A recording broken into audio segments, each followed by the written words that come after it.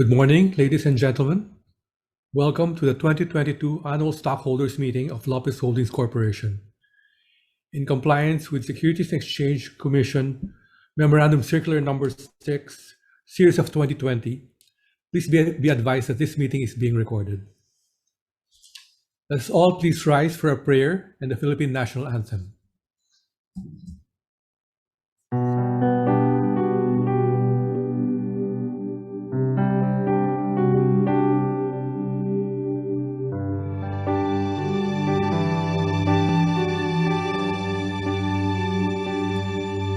Here we are, many are mending their broken hearts.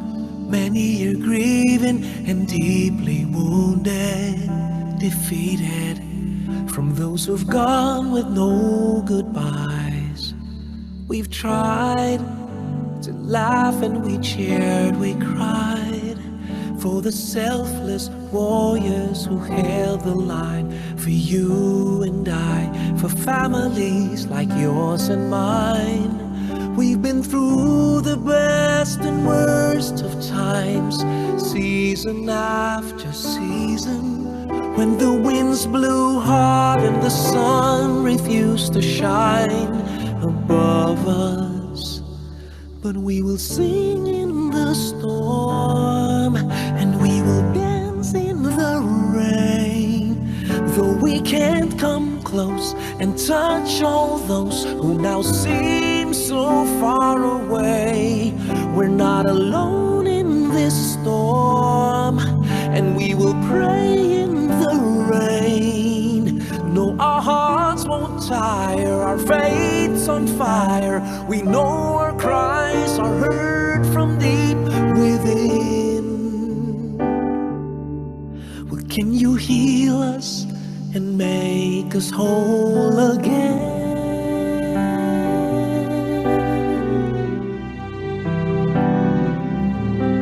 Here we stand, forgive when we don't understand. Take our hands and help us through it, to endure it, all that's uncertain and unknown.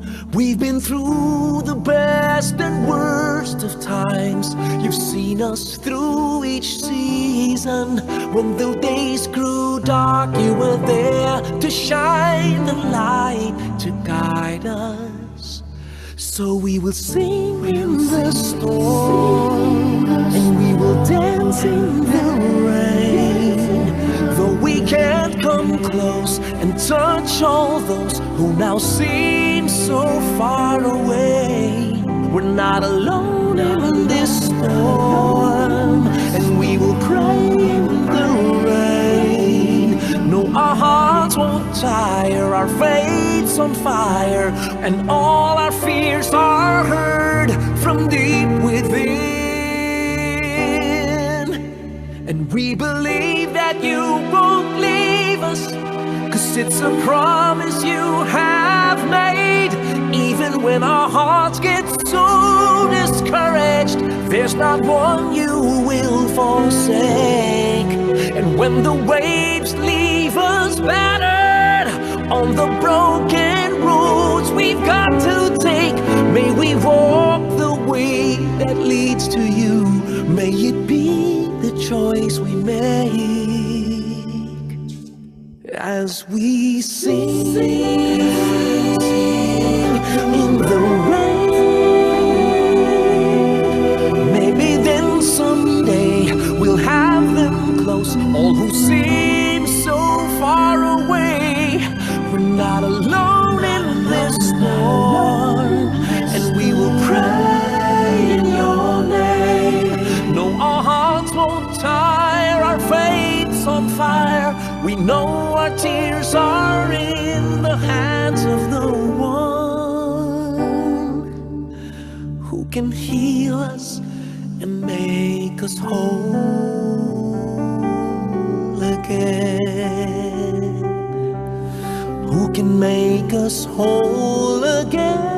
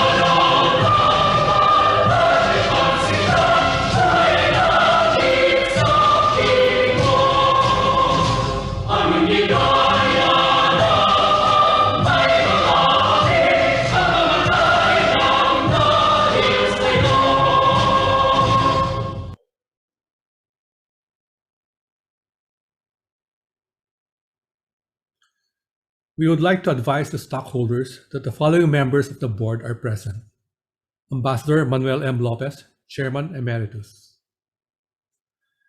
Mr. Federico R. Lopez, Chairman and Chief Executive Officer; Mr. Martin L. Lopez, Vice Chairman;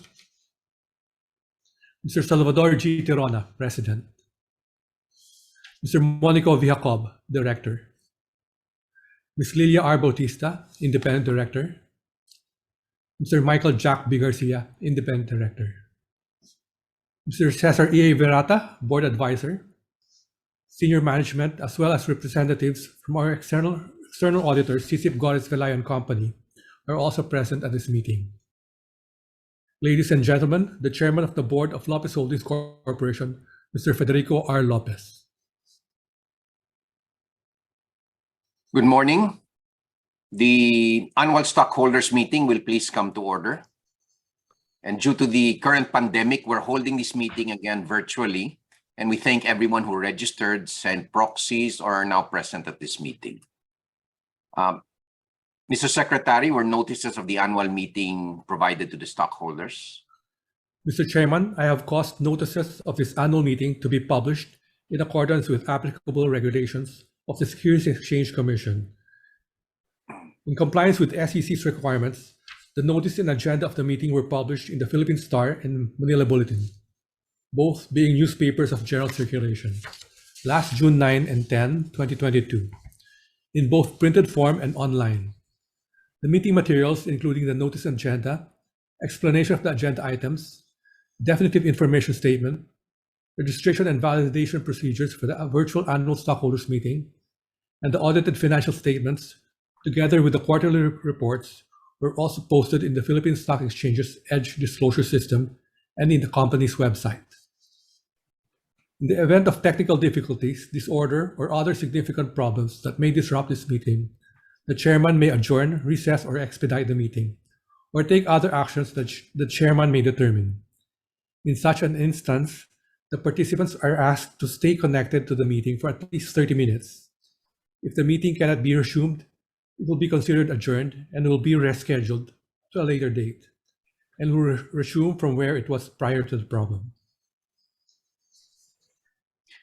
Mr. Secretary, is there a quorum?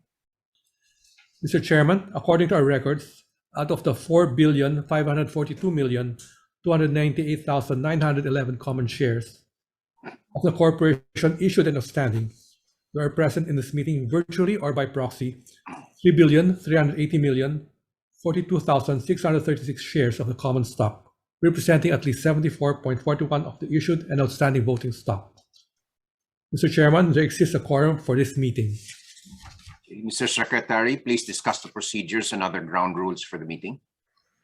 Mr. Chairman, under the company's articles of incorporation, all common shares have full voting rights. All common stockholders of record as of March 31, 2022 are entitled to register and vote the number of shares in their name as of the record date. The notice and agenda as published include an explanation of the agenda items. As stated in the registration and validation procedures for the virtual stockholders meeting furnished to the stockholders, a validation of the stockholders was conducted from June 14, 2022 to July 5, 2022. The stockholders intending to participate in the virtual annual stockholders meeting were requested to register through a designated link. Validated stockholders and proxies were sent a confirmation through an email in the links to this virtual annual stockholders meeting. They were requested to cast their vote on or before 6 p.m. of July 5, 2022, through a secure online voting platform. This online voting platform contains the items for approval as indicated in the agenda set out in the notice. The proposed resolution for each of these will be shown in the screen later. The manner of voting shall be non-cumulative, except as to the elections of directors. Each director shall have one vote for each share entitled to vote and registered in his name. The stockholder had the option to either vote in favor of or against a matter for approval, or to abstain. The vote of the stockholders representing at least a majority of the shares present or represented at this meeting will be sufficient to approve any of the matters for approval. In the election of directors, cumulative voting shall be allowed, and the top 7 nominees with the most number of votes will be elected as directors. Votes received through electronic voting or voting in absentia and votes cast through proxies were tabulated by the Office of the Corporate Secretary and Rizal Commercial Banking Corporation stock transfer and validated by CCIP Gores Velay and Company. The results of the voting with full details of the affirmative and negative votes, as well as abstentions, will be reflected in the minutes of this meeting. Questions and comments were allowed to be submitted during registration and until July 5, 2022. These participation and voting procedures are also contained in the information statement, accessible to all stockholders through the company's website and the annual stockholders meeting portal, as well as the EDGE disclosure system of the Philippine Stock Exchange. This meeting is being recorded except for the designated speakers and presenters. The microphones of the other attendees have been muted. Okay, the next order of business is the approval of the minutes of the previous stockholders meeting. May I request the corporate secretary to read the proposed resolution in this regard and the voting results on this item. Mr. Chairman, an electronic copy of the draft minutes of the annual stockholders meeting held last August 5, 2021 has been made available at the company's website. Management is proposing the approval of a resolution as follows. Resolved that the stockholders of Lopez Holdings Corporation approve, as they hereby approve, the minutes of the annual stockholders meeting held on August 5, 2021. Mr. Chairman, we'd like to make it record that the corporation received votes or proxies representing 3,380,040,636 shares, or 100% of the shares present or represented in this meeting, and which voted in favor of the approval of the minutes of the last annual stockholders meeting. 0 shares voted against and 0 shares abstained. Okay, this is so noted and the resolution stands approved.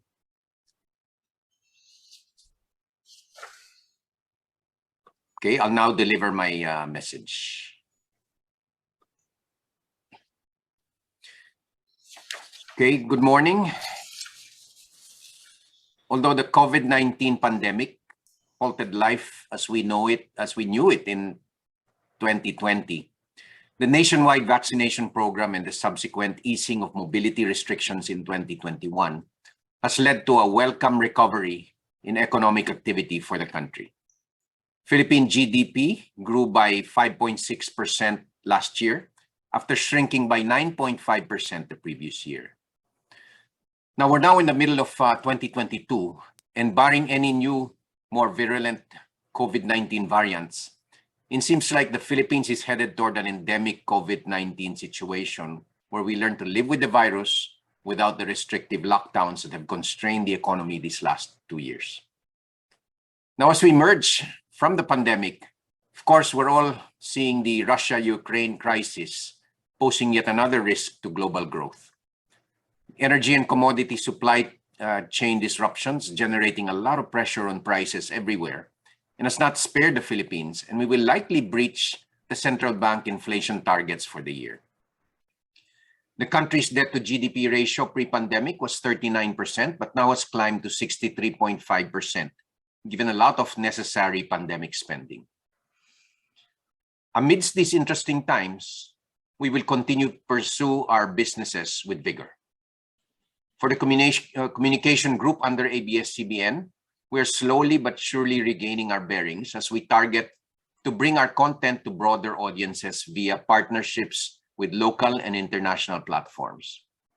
We're gratified at the response we've been receiving from our local kapamilya across the globe. And they've continually encouraged us to produce content that entertains, informs, and inspires our viewers to be their best selves, while at the same time promoting the very best of Filipino talent. At the FPH Group, we continue to fortify our various business platforms and exploring more effective solutions to help our own customers navigate the new normal. We're also redesigning our offices and facilities for hybrid work that integrate remote work habits honed during the pandemic with rebuilding our face-to-face corporate communities. However, our collective battle for the planet's climate continues. In February 2022, the UN IPCC released the Working Group 2's sixth assessment report, written by 270 researchers from 67 countries and approved by 195 governments, declaring that, and to quote the New York Times, "The dangers of climate change are mounting so rapidly that they could soon overwhelm the ability of both nature and humanity to adapt, creating a harrowing future in which floods, fires, and famine displace millions, species disappear, and the planet is irreversibly damaged. Any further delay in concerted anticipatory global action," the report says, "will miss a brief and rapidly closing window of opportunity to secure a livable and sustainable future for all." Now recall that following the release of Working Group 1's sixth assessment report in August 2021, the UN Secretary General Antonio Guterres gave a stern warning that this was a code red for humanity. The latest report he now describes as an atlas of human suffering. It's undeniable that our planet's climate is changing primarily from human-caused emissions of burning fossil fuels, and it's changing faster and more dangerously than we thought. At the conclusion of Glasgow's 26th Conference of Parties, or COP26, last November 2021, the general feeling was that the conference over-delivered given the political headwinds, but under-delivered in relation to what the science still demands of us.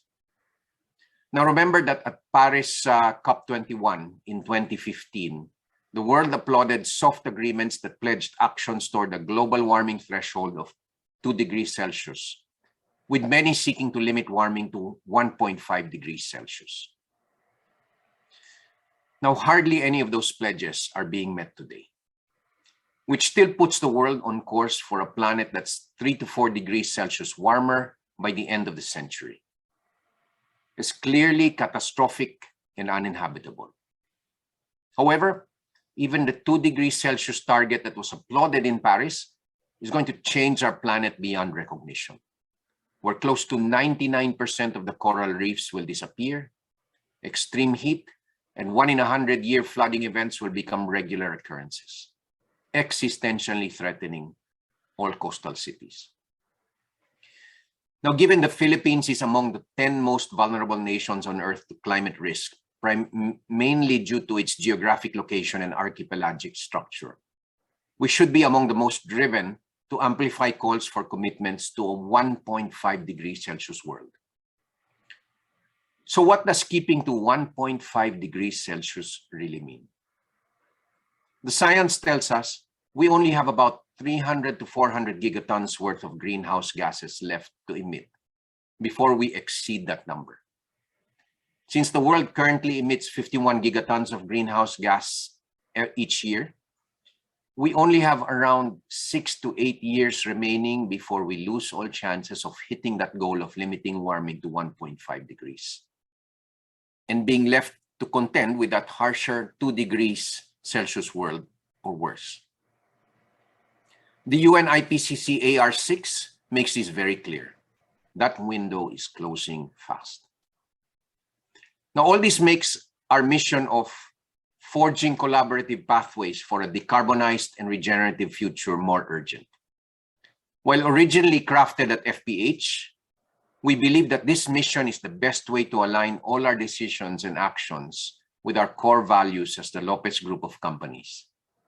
Our desire is to be at the forefront of the transition to a net zero economy by 2050, given our substantial investments in power and energy.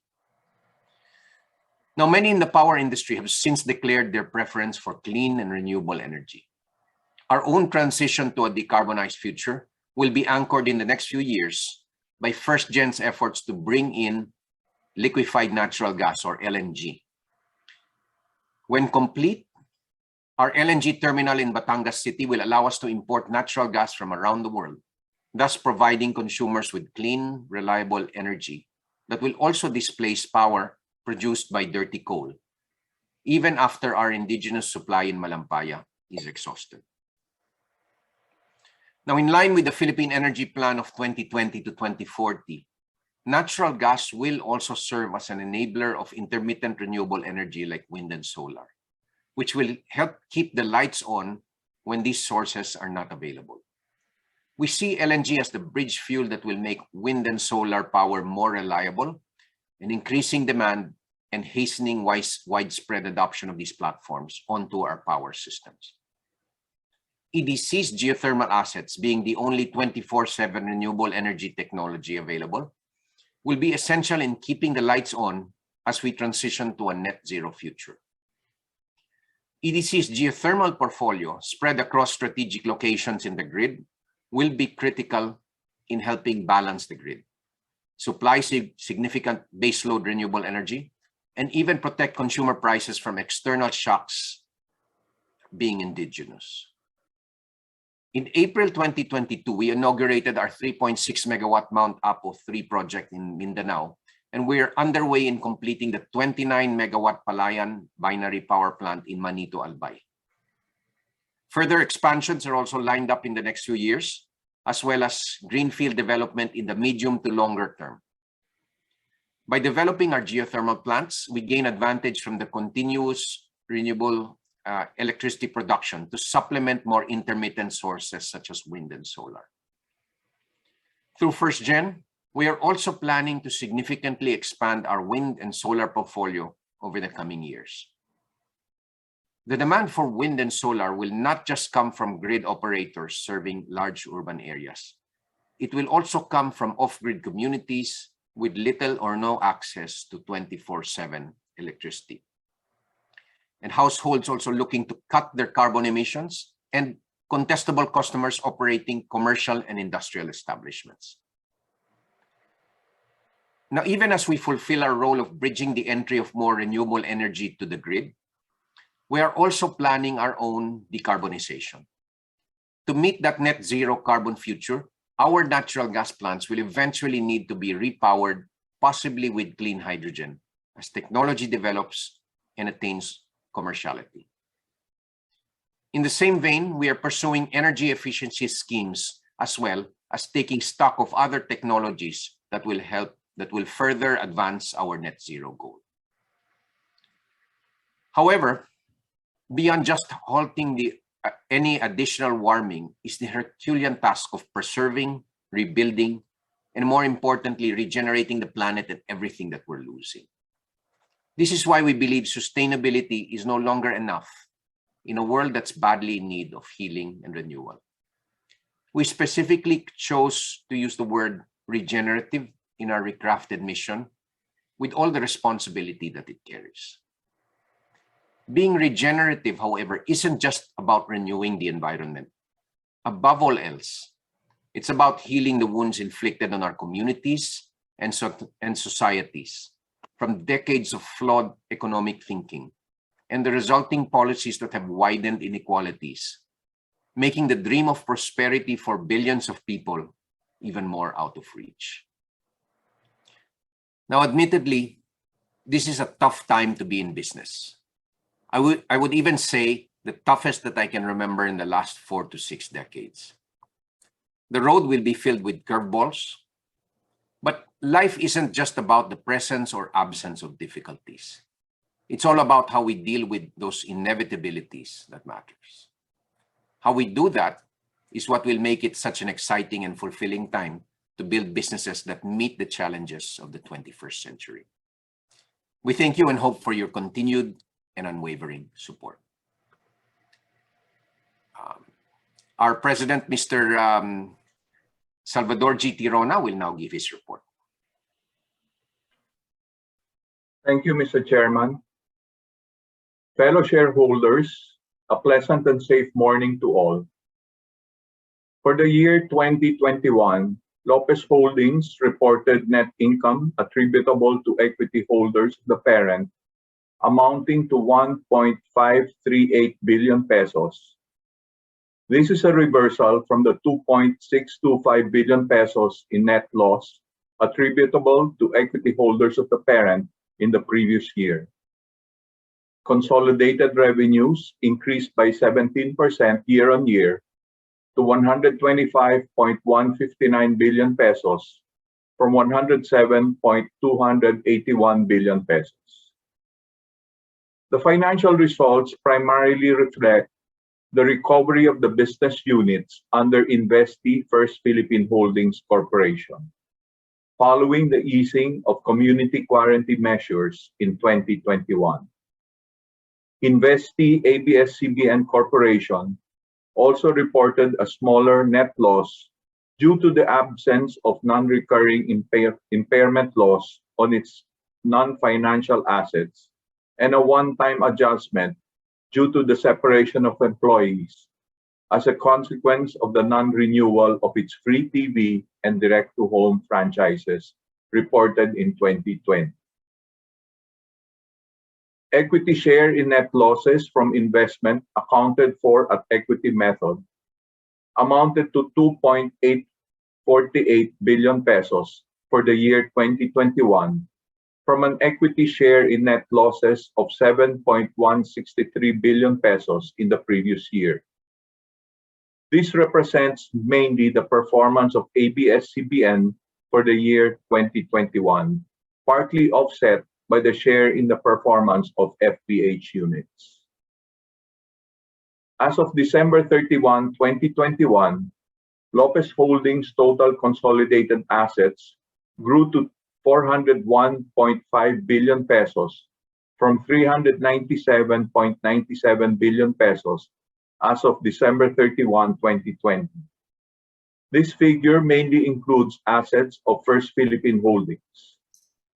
Debt-to-equity ratio improved slightly at 0.32 times in 2021 from 0.34 times in 2020, while the book value per share increased at 17.15 pesos a share at the end of 2021 from a book value of 15 pesos and 42 centavos a share in 2020. Since 2017, the parent company, Lopez Holdings, has had no more direct obligations. However, on a consolidated basis, total liabilities stood at 194.268 billion pesos at year-end 2021. First Philippine Holdings benefited primarily from the strong performance of its operating unit, First Gen Corporation. Moving forward, this means that the energy group would have sufficient resources to meet its obligations and fund its committed investments. Total equity attributable to parent stood at 65.071 billion pesos as of December 31, 2021, from 64.148 billion pesos year-on-year. On July 8, 2020, your company paid out 227 million pesos in cash dividends to shareholders of record as of June 23. This marks the 11th year that your company paid cash dividends since the complete resolution of the parent company's long-standing debt issues in 2010. Let us now move to the performance of our investee companies. For the year 2021, First Philippine Holdings reported a 2% increase in net income attributable to equity holders of the parent to 10.021 billion pesos from 9.86 billion pesos reported in 2020. Recurring net income attributable to First Philippine Holdings was at 10.1 billion pesos, or 7% higher than the 9.4 billion pesos in the previous year. First Gen Corporation, a key investee of First Philippine Holdings, achieved a milestone in its interim offshore LNG terminal project when on April 5, 2021, its subsidiary, First Gen LNG Corporation, executed a 5-year time charter party with BW FSRU for PTE Limited, a wholly owned subsidiary of BW Gas Limited, for the charter of BW Paris, a floating storage regasification unit. Construction of the project, which is located at the first-gen clean energy complex in Batangas, continued throughout 2021. Upon completion, the first-gen LNG receiving terminal will provide LNG, gas storage, and regasification services to first-gen's gas-fired power plants. In addition to providing storage and regasification services, BW Paris is capable of providing ancillary services such as the loading of LNG into trucks and small-scale LNG vessels, which can then distribute LNG to nearby industrial areas as well as the rest of the country. As for ABS-CBN, it reported a 58% decrease in net loss to 5.67 billion pesos in 2021 from a net loss of 13.531 billion pesos in the previous year. The company had provided for impairments and one-time expenses totaling 5.241 billion pesos in 2020 and none in 2021. Year-on-year, revenues decreased by 17% to 17.825 billion pesos from 21.42 billion pesos. However, it must be noted that the 2020 revenues still included free-to-air broadcast and direct-to-home airtime sales until May 2020, when these operations ceased after its franchises expired and were denied renewal. On a positive note, subscription-based distributors and channel partners demonstrated demand for ABS-CBN's world-class content as the company continued to populate digital platforms showcasing Filipino talent at its best. Locally, ABS-CBN programs are now available on free-to-air TV on particular time slots through block time arrangements with A to Z Channel 11 and TV5. And just last April 5, ABS-CBN also signed an agreement with GMA Network for Star Cinema's highly acclaimed and blockbuster films to be shown on GMA Channel 7. The company is working to expand globally by bringing its content across different continents and platforms and championing Filipino talent in the international arena. Through co-production, licensing, and video as well as audio streaming, ABS-CBN productions are being accessed by more and more nationalities across the globe, adding to our loyal base of overseas Filipino viewers. Let me now report on the unaudited financial report, the results for the first quarter of 2022. Lopez Holdings reported 859 million pesos in net income attributable to equity holders of the parent.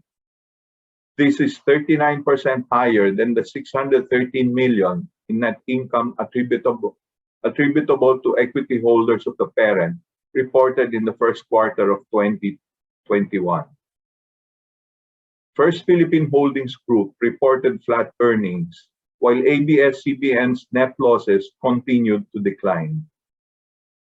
First Philippine Holdings posted a slight 4% decrease in net income attributable to equity holders of the parent to 3.295 billion pesos from 3.424 billion pesos for the first quarter of 2021. It reported a 26% increase in revenues to 35.074 billion from 27.873 billion pesos. Sales of electricity accounted for 83% of revenues, the same level as in the same quarter of last year. ABS-CBN registered a net loss of 1.397 billion for the first quarter of 2022, which is 28% lower than the 1.944 billion net loss in the first quarter of 2021. It reported unaudited revenues of 4.65 billion pesos, or 19% higher than the 3.920 billion pesos in the same period in 2021. In conclusion, as the company attempts to reap the so-called demographic dividend from our expanding workforce, Lopez Holdings will continue to do its part in nation building. Through our investees, First Philippine Holdings and ABS-CBN, we will continue to serve our customers in ways that are smart, valuable, and relevant to them. First Philippine Holdings alone has committed 51 billion pesos in capital expenditures this year, primarily for its power generation units and the completion of its interim offshore LNG terminal project, as well as the expansion of Rockwell land in new geographic areas. For ABS-CBN, while it continues to be a challenging time for the company as it accelerates the digital coverage, it remains committed to invest in Filipino creative talent and open new doors for them through partnerships both locally and internationally. As always, we're grateful to you, our shareholders, for your continued support and for your confidence in our management team. Thank you and good morning. Thank you very much, Dory. Copies of the management report, which includes the audited financial statements for the year ended December 31, 2021, were duly published and made available to the stockholders prior to this meeting. The floor is now open for questions on the reports. Mr. Secretary, can you discuss this further?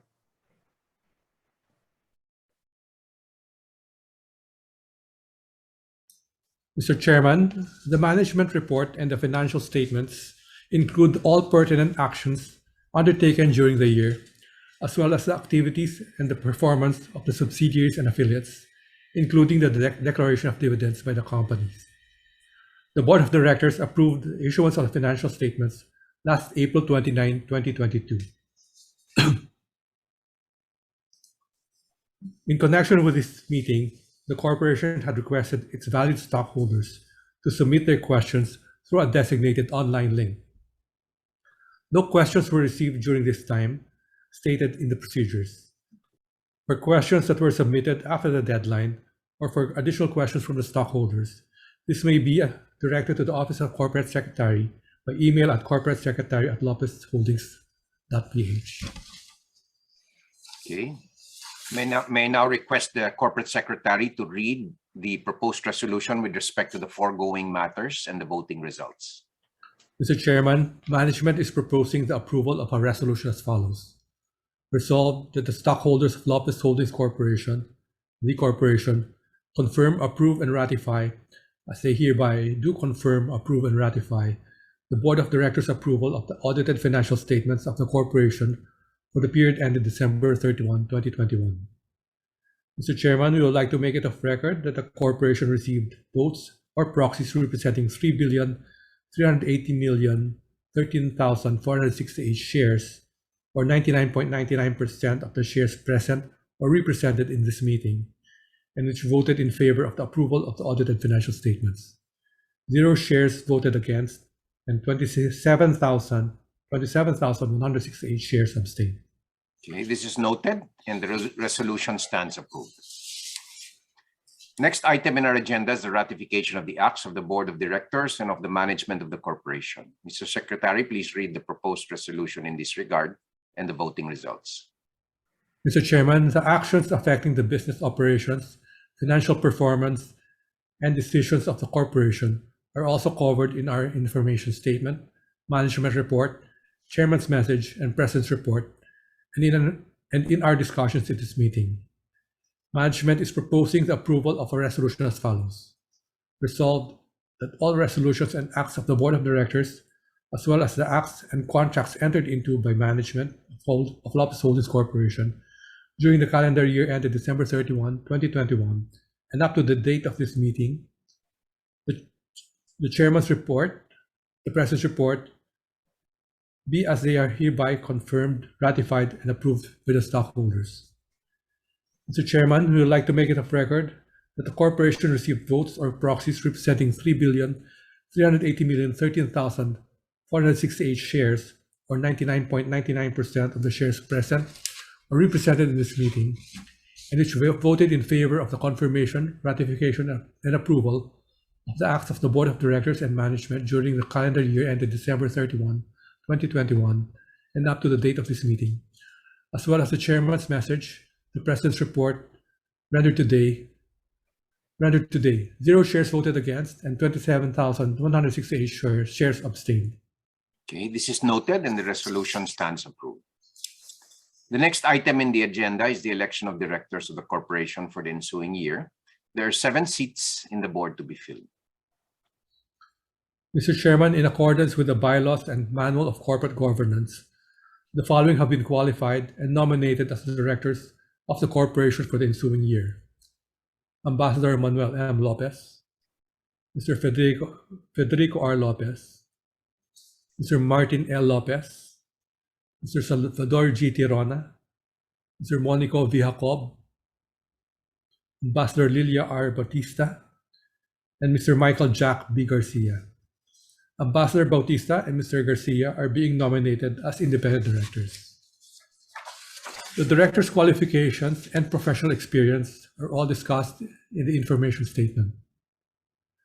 Mr. Chairman, the results of the voting, based on the votes cast and received, as tabulated by the Office of the Corporate Secretary and Rizal Commercial Banking Corporation Staff Transfer, and validated by CICIP Juarez Velay & Company, are as follows. Ambassador Manuel M. Lopez received 3,210,885,423 votes. Mr. Federico R. Lopez received 3,253,289,320 votes. Mr. Martin L. Lopez received 3,211,306,025 votes. Mr. Salvador G. Tirona received 3,211,265,025 votes. Mr. Monico V. Jacob received 3,210,509,390 votes. Ambassador Lilia R. Bautista received 3,252,978,343 votes. And Mr. Michael Jack B. Garcia received 3,534,436,826 votes. Each director received at least 94.98% of the votes cast. The results of the election and tally of the votes will be made part of the records. I certify that the Board of Directors, as nominated, have received the requisite votes for election without prejudice to a final tabulation to be made part of the records. Okay, this is noted, and I hereby declare them to be the duly elected members of the Board of Directors of Lopez Holdings Corporation to serve as such for the ensuing year and until their successors shall have been duly elected and qualified. The last item in our agenda is the appointment of external auditors for our corporation. May I request the Corporate Secretary to read the proposed resolution in this regard and the voting results. Mr. Chairman, management is proposing the approval of a resolution as follows. Resolved that the stockholders of Lopez Holdings Corporation hereby approve the appointment of CICIP Juarez Velay & Company as the corporation's external auditors for the period 2022 to 2023. Mr. Chairman, we would like to make it of record that the corporation received votes or proxies representing 3,380,040,636 shares, or 100% of the shares present or represented in this meeting, and which voted in favor of the appointment of CICIP Juarez Velay & Company as the corporation's external auditors. 0 shares voted against and 0 shares abstained. Okay, this is noted and the resolution stands approved. Is there any other business to be taken up in the meeting? There's no other business to be taken up, Mr. Chairman. Okay, thank you to all our stockholders for attending this virtual stockholders meeting. We join everyone in praying for an end to this pandemic, and you can be assured that we will be doing our utmost for you and for Lopez Holdings despite the challenges we face. There being no other business to be taken up, this meeting is hereby adjourned.